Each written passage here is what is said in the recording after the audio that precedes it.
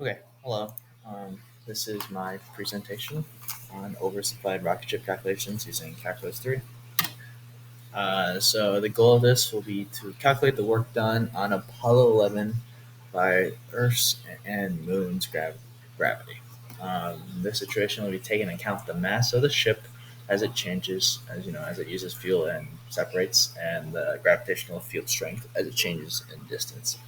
So the trip to the moon took 3 days or this many seconds. The burners, uh, you know, the were burning for this many seconds at full output, and this is the breakdown.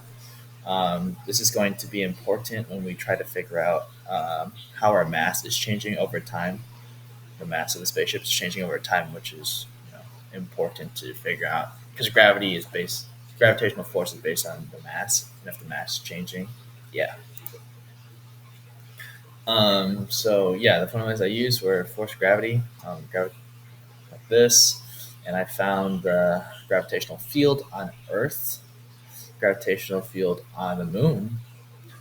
This is like this because we're taking into account that R is starting from Earth's surface, and this is yeah, it's just taking out that it's relative to Earth.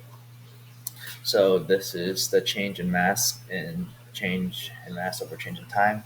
Uh, I took the weighted average by taking the this and multiplying it by the amount of time it was for all of them and dividing it by the time to get that the average weight loss is um, 11 kilograms per second. And using that, I have my formulas for the field force of gravity at any time. Yeah. So this is my double integral for the total gravitational force on the spaceship. So we have the force of gravity, the field times the mass, and if we integrate in respect to the time, we can see when the mass is changing, like how the mass changes over time. Then we take that into consideration by multiplying it, by integrating over the distance, how far you are away from, you know, Earth, and how far you are into the field. And this is like a visual representation of the field. Yeah. Next, I use a line integral to uh, find the work because right now I have force gravity. And work is force times distance. So I have to parameterize my force gravity integrand in terms of r, which is like distance, to integrate across r equals yes, which is the distance from the moon. I found that the what's it called? The change in distance over time is this.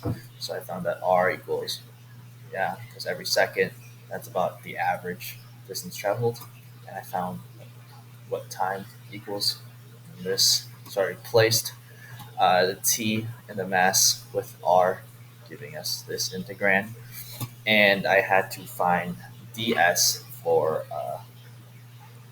the height of the to take into account the height of my integral, and yeah, ds is square root of 1. And now I just integrate across the distance, integrate across r, which is the distance from Earth's surface. So this tells us the area under this this graph on um, like the path r equals 38 30 384 million across r equals 384 million, which is in kilometers the distance from Earth. All right, thank you.